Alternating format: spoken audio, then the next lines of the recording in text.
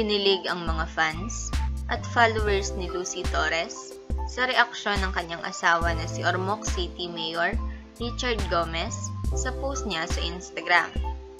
November 24 nang mag-post si Lucy ng kanyang larawan kung saan nakasuot ito ng one-piece swimsuit. A Summer in November.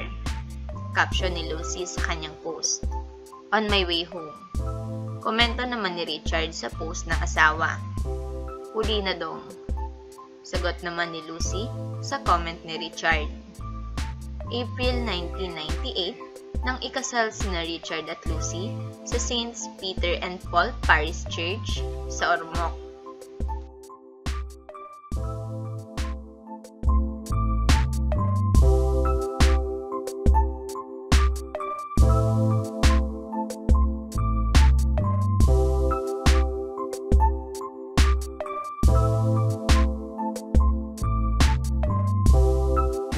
Share, subscribe!